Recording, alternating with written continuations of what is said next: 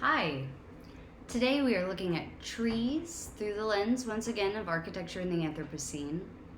Our location today is going to focus primarily on Novgorod, Russia, which is in the northwestern corner. This is a densely wooded area of the country.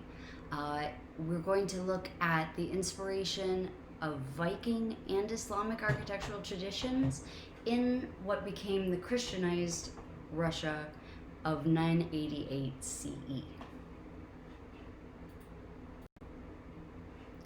Our class objectives today begin with art historical tools. We'll be looking at roof types. They become fascinating and interesting in this region. And we'll be looking at both Byzantine and Russian architectural terminology. Our primary material of study is wood. And for architectural styles, we'll be looking at the Byzantine church plans, as well as, through a few videos I'll post, wood, paper, and bamboo construction around the globe. So here we are. This map gives you the location of our lecture today. You can see that we are very close to the border of Russia and what was once Eastern Europe, now expanded Europe and an expanded Russian state. We're also very close to Finland and the Scandinavian countries, and we'll see this influence in the Viking architectural influence that takes shape in Novgorod.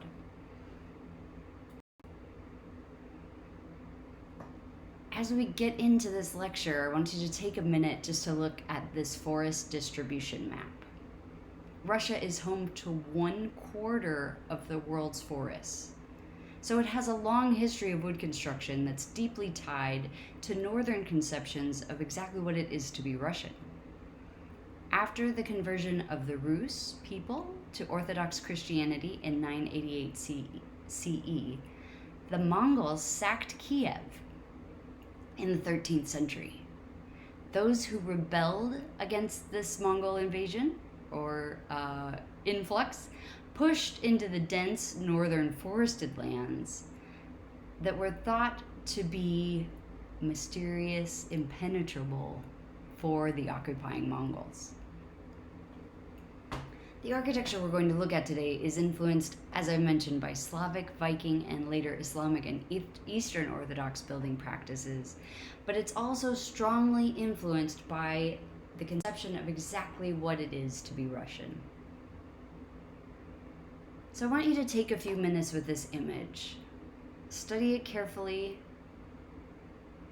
Write down what you see.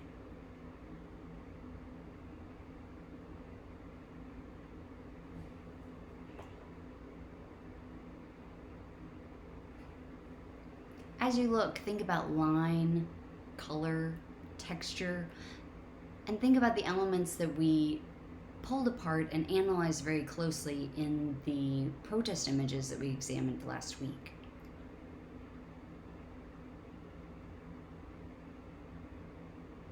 While it seems like a very bucolic painting, what is it that Shishkin is trying to say here? What is he trying to do?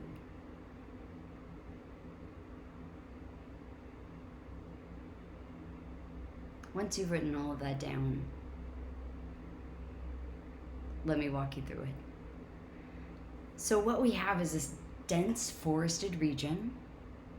We have this beautiful moment of light coming through just a clearing in the trees at the top center of the image. Below, in what seems to be cooler in color, and thus we might feel like cooler in temperature, lower region of the image, this lower left in particular, we have 4 bear cubs climbing over the top of this tree that's been somehow pulled from the ground, struck from the ground. Could be lightning, could just be age.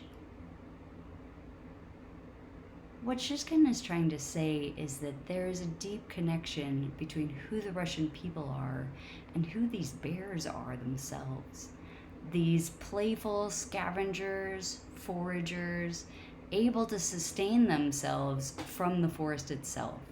Their protection, their food, their life really comes from this forested area. They're resilient, they do well in colder climate, and they are stronger through unity among themselves.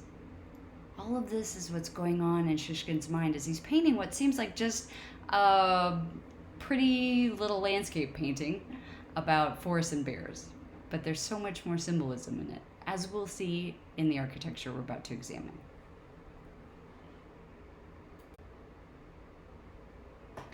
So the tree types that we are considering in northwestern Russia are the oak, the spruce, the birch, and the pine.